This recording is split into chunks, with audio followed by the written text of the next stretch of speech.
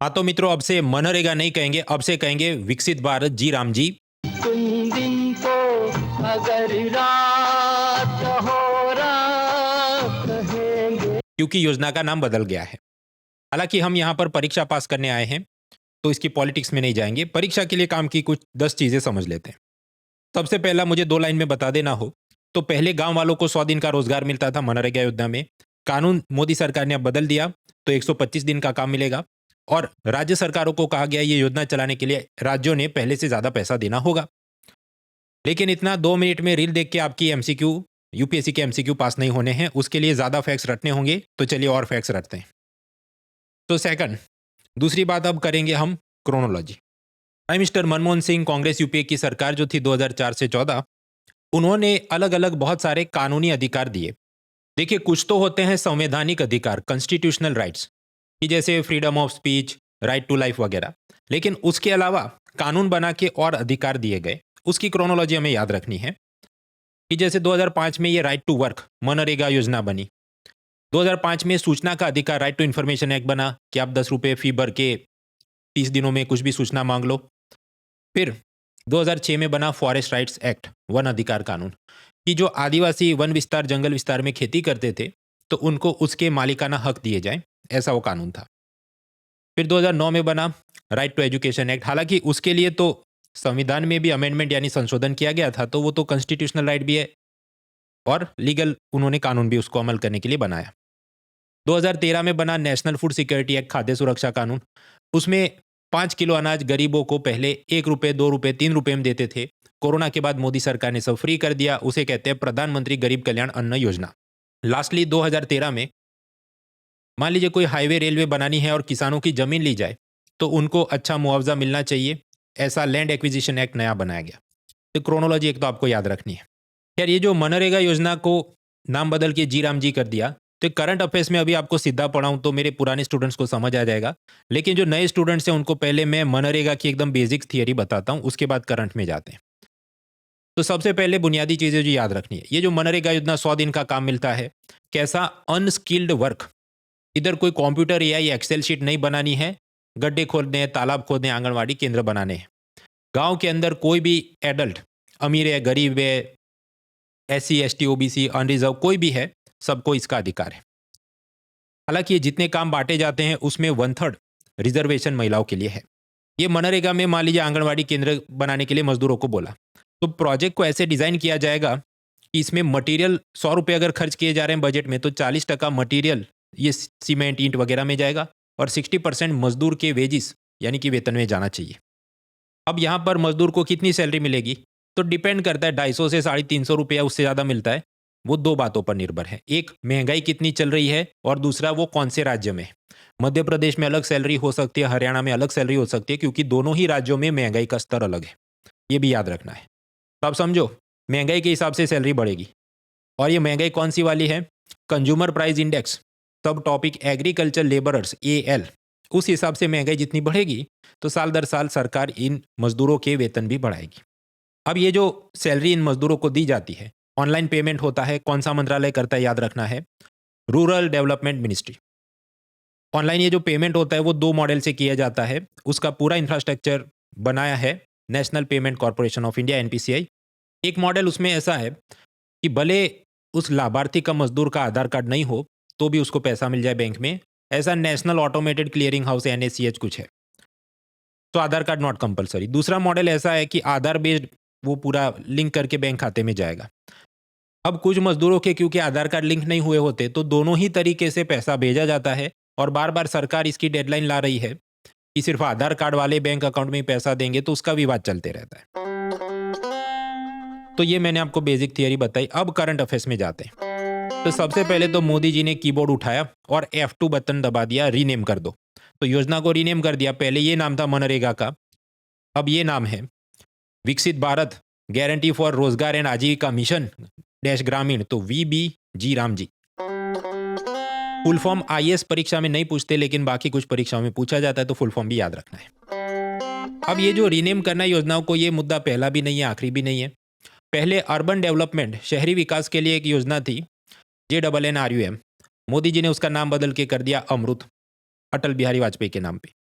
उसी तरह इंदिरा आवास योजना थी, उसका नाम बदल के कर दिया प्रधानमंत्री आवास योजना, जिसके दो कंपोनेंट है, अर्बन और रूरल। ई गवर्नेंस का एक एनईजीपी प्रोग्राम था, अब से बोल दिया वो डिजिटल भारत है। फिर ये स्वच्छता टॉयलेट बनाओ, ये सब के लिए निर्मल भारत अभियान था, उसका नया नाम है स्वच्छ भारत अभियान। सरकारी स्कूलों में बच्चों को मुफ्त में खाना मिले, मिड डे मील मध्याह्न भोजन था, उसका नया नाम है पीएम पोषण। ऐसी और भी बहुत सारी योजनाएं हैं। खैर, ये जो मनरेगा योजना थी, गांव में 100 दिन का रोजगार मिले, और उसमें अगर कोई शेड्यूल ट्राइब परिवार है या अकाल या ऐसा कोई डिजास्टर हो गया है तो 150 दिन तक भी काम मिलने की प्रोविजन थी। अब इसकी जगह ये जो नया कानून बना है जी राम जी, उसमें 125 दिन का काम मिलेगा। हालांकि ये जो लीगल राइट्स दिए गए ये सिर्फ बोलने की बात है। इंडियन एक्सप्रेस का ये कहना है कि कुल मिला के मनरेगा में 12 करोड़ वर्कर्स हैं, लेकिन अगर हम डेटा एनालाइज करें तो मुश्किल से 40 लाख वर्कर्स ही ऐसे निकलते हैं जिनको 100 दिन काम मिला हो। बाकी ज़्यादातर लोगों को मुश्किल से 50 दिन का ही काम मिलता है। तो अभी जो 100 दिन का है उसमें 50 मिलता है, 125 में क्या ज़्यादा मिल जाए, मे बी 75। आगे बढ़ते हैं। ये जो मनरेगा योजना आई तो कुछ लोग विरोध करते थे, क्योंकि इसके चलते पंजाब हरियाणा में खेत मजदूरों की तंगी हो गई, शॉर्टेज हो गई, कि जो बिहार उड़ीसा वगैरह से मजदूर आते होंगे वो ये सोचें कि हमें अपने ही गांव में ये काम मिल रहा है तो क्यों इतना दूर जाना है, वहाँ पर रहने का रेंट चढ़ेगा, तकलीफ होगी। तो खेत मजदूरों की तंगी मनरेगा के कारण हुई, ऐसा विवाद चलता था। तो सरकार ने ये जो नया कानून बनाया है उसमें ये लिखा है, ये जी राम जी योजना में जब एग्रीकल्चर सीजन होगी तो 60 दिन तक मनरेगा का कोई प्रोजेक्ट नहीं चलाया जाएगा, एक विराम रखा जाएगा, ताकि वो जितने मजदूर हैं वो खेतों में जाके काम करें तो बाकी किसानों को शॉर्टेज नहीं हो मजदूरों की। मित्रों, 22 तारीख सोमवार रात 9 बजे इकोनॉमी के बेसिक कंसेप्ट्स वो मैं पढ़ाने वाला हूँ। अनअकैडमी ऐप पर फ्री लाइव स्ट्रीमिंग होगा, ज़रूर से आप जुड़ सकते हैं अगर आप बिगिनर हैं। और उसके बाद गुरुवार 25 दिसंबर क्रिसमस से मेरा नया इकोनॉमी का कोर्स प्रीलिम्स 2026 के लिए चालू होगा। गुरु शुक्र शनि रवि रात को 9 बजे क्लासेस होती है, बुधवार को टेस्ट होती है, सब पीडीएफ हैंडआउट भी आपको मिलता है। So that will start. चलिए आगे बढ़ते हैं। जो मनमोहन सिंह की मनरेगा योजना थी उसमें बॉटम अप अप्रोच था, कि हर एक राज्य अपना प्लान बनाते कि हम ये जिले में ऐसे ऐसे काम करने वाले हैं और ऊपर जाके बजट मंजूर करा के ले आते। आपके बहुत बढ़िया है, लेकिन इसमें एक तकलीफ थी। तकलीफ ऐसी कि तमिलनाडु में पूरे भारत के जितने गरीब हैं उसके मुश्किल से 0.1% है, लेकिन मनरेगा का पूरे भारत का जितना फंड है उसका 15% तमिलनाडु को जाता था। और सामने ऑपोजिट में उत्तर प्रदेश बिहार में पूरे भारत के 45% गरीब लोग रहते हैं, लेकिन उनको कंबाइंड 17% 17% फंड ही जाता था। तो ऐसी ये विसंगति, इम्बैलेंस कैसे हो सकता है? अब समझो स्टेट गवर्नमेंट में भी बैठा है आईएएस, वो फाइल भेजेगा ऊपर मिनिस्ट्री ऑफ रूरल डेवलपमेंट, ग्राम विकास मंत्रालय में, उधर भी बैठा है आईएएस। तो वो डिपेंड करता है कि जिन राज्यों के आईएएस तेज हों जल्दी जल्दी फाइल भेजे, प्रोजेक्ट पास करवा ले। ऐसा भी हो कि मान लीजिए तमिलनाडु कैडर के ही अधिकारी ऊपर डेप्यूटेशन में गए हैं, केंद्र में जो मान लीजिए कांग्रेस सरकार है, नीचे राज्य में डीएमके है, या तो क्या गठबंधन है, वो सारे बहुत सारे इक्वेशन इसमें आ जाएंगे। तो इस कारण से कुछ राज्यों को ज़्यादा पैसा मिल रहा था इस बॉटम अप अप्रोच में। तो मोदी जी ने जो कानून बदल दिया जी राम जी, उसमें टॉप डाउन है कि केंद्र सरकार तय करेगी कौन से राज्य को कितना पैसा मिलना है। इसे कहा गया नॉर्मेटिव भी है। ये नॉर्मेटिव मतलब कि ये ऐसा होना चाहिए, this should be the norm. तो ये नॉर्म कौन तय करेगा? राज्य तय नहीं करेंगे, ऊपर केंद्र सरकार मोदी जी तय करेंगे। अब यहां पर यूनियन ने कहा हम कम पैसा देंगे, स्टेट ज्यादा पैसा दे, ये कंट्रोवर्सी समझते हैं।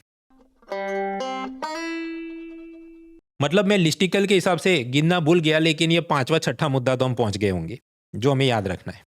हाँ, तो फंडिंग में मामला ऐसा है कि मनमोहन सिंह के जमाने में जो योजना चल रही थी, तो कोई भी ये आंगनवाड़ी केंद्र बनाना है, कुछ तो मजदूर हैं और कुछ तो आपको सीमेंट स्टील मटेरियल चाहिए। तो मजदूरों की सैलरी का सारा खर्चा केंद्र सरकार उठाए, और मटेरियल का जितना खर्चा है उसमें 75% भी केंद्र सरकार उठाएगी। बाकी जो भी बचता है वो राज्य सरकारों ने अपने पॉकेट से निकालना है। इसमें और भी टर्म्स कंडीशन है, लेकिन इसको और जटिल नहीं करना है। तो समझिए मनरेगा में ऐसा था कि केंद्र सरकार 75 to 100% खर्चा उठाती थी मजदूर की सैलरी, मटेरियल वगैरह के हिसाब से। ये जो नई योजना जी राम जी, उसमें केंद्र सरकार 60% खर्च उठाएगी, बाकी 40% राज्यों ने उठाना है। अब इसमें केरला को तकलीफ हो सकती है, क्योंकि इस हिसाब से करीब 2000 करोड़ रुपए उन्होंने अपने पॉकेट से एक्स्ट्रा निकालने होंगे।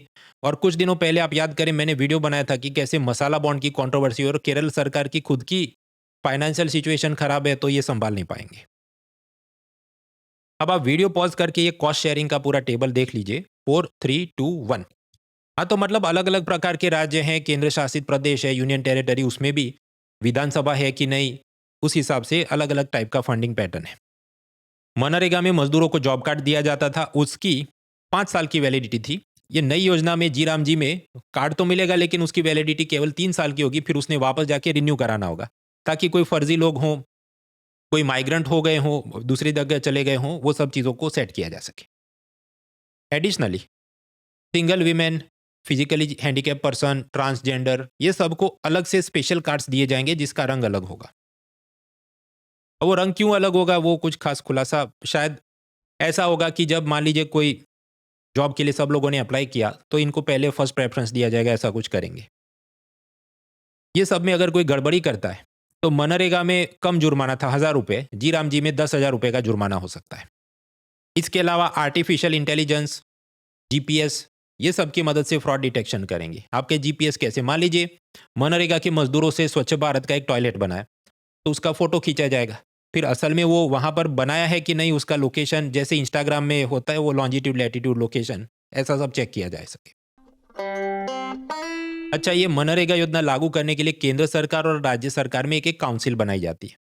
तो ये नए कानून में केंद्र की काउंसिल है, उसका नाम बदल दिया थोड़ा, और वहां पर महिलाओं को, एससी एसटी वगैरह को रिजर्वेशन था, उसको समाप्त कर दिया, खत्म कर दिया। राज्य सरकार में भी मनरेगा की जो काउंसिल होगी वो जारी है, और उसमें रिजर्वेशन भी जारी है।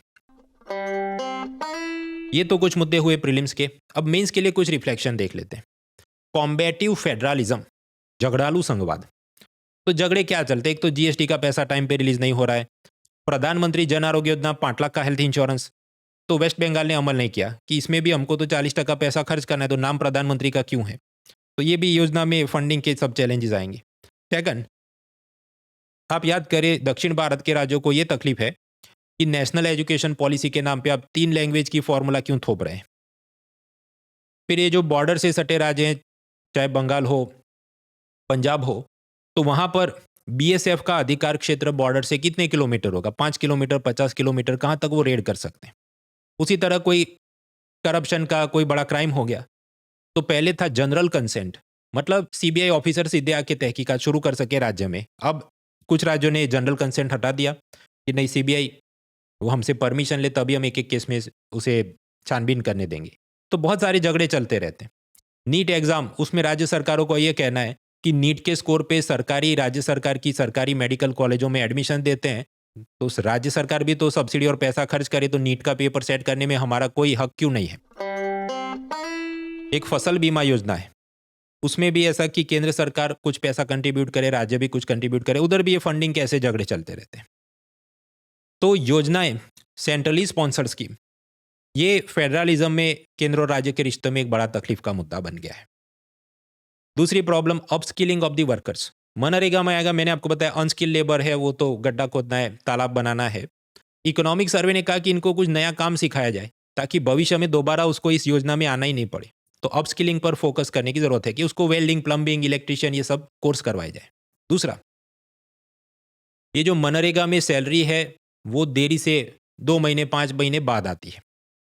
तो कई बार जो गांव के लोग हैं वो शहर में होटल में, फैक्ट्री में काम करने चले जाते हैं, भले मनरेगा में उसको 350 रुपये मिल रहे हो और शहर में उसको 300 रुपये मिल रहे हो, तो भी वो चला जाएगा, क्योंकि वहां पर महीने दर महीने उसको प्राइवेट होटल वाला सैलरी देगा, यहाँ पर टाइम पे पैसा आता नहीं। तो मनरेगा शहर में होने वाले पलायन को, माइग्रेशन को पूरी तरह से रोक नहीं पाया, ऐसा भी इकोनॉमिक सर्वे ने पाया।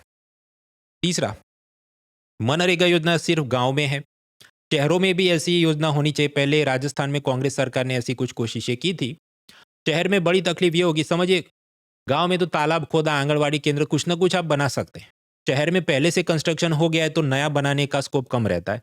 तो शहर के गरीबों को 50 दिन का या 100 दिन का काम कैसे दिया जाए। तो एक इकोनॉमिस्ट है जीन रेजी, उन्होंने सजेस्ट किया ड्यूएट मॉडल। वो ऐसा था कि मान लीजिए सरकारी लाइब्रेरी है, म्यूजियम है, वहां पर भी तो गार्डनर, साफ सफाई करने वाले जेनिटर रोज नहीं, कभी कभी चाहिए, हफ्ते में एक बार। तो इन गरीबों को बोला जाए एक दिन आ जाना, एक दिन का काम किया तुमको एक जॉब स्टैम्प मिलेगा, वो सरकारी ऑफिस में जाओ तुमको एक दिन का जो भी 250-300 रुपये सैलरी मिल जाएगा। ऐसी जॉब स्टैम्प सिस्टम बनाने की ज़रूरत है। खैर तो मेंस में ये भी और भी मुद्दे हैं। अब ये मेरा कोर्स अवेलेबल है अनअकैडमी के पावर हाउस बैच में, मतलब केवल 9,999 में जीएस और सीसेट प्रीलिम्स के लिए हिस्ट्री, ज्योग्राफी, पॉलिटी, इकोनॉमी सब कुछ आ गया, मेरा कोर्स भी उसमें आ गया। तो ये एक आपके पास ऑप्शन है। दूसरा, जिनको प्रीलिम्स और मेंस दोनों पढ़ना है including mains answer writing with evaluation, तो उसके लिए करीब 19,999 से लंबे ड्यूरेशन के कोर्सेज भी हैं। उसमें भी ये 10 साल कंप्लीट हुए तो सब ऑफर चल रहे हैं, उसका फ़ायदा उठाएं। कुल मिलाकर ऑफर ऐसा है कि 10वीं सालगिरह के अवसर पर कोर्सेज पे 50% ऑफ, पहले से दुगनी वैलिडिटी और CSE एश्योर।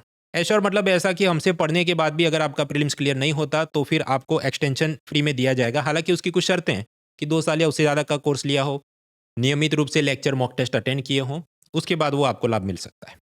बाकी डिटेल्स डिस्क्रिप्शन में है, डिस्काउंट कोड याद रहे mrunal.org। Let's crack it. Unacademy. Let's crack it.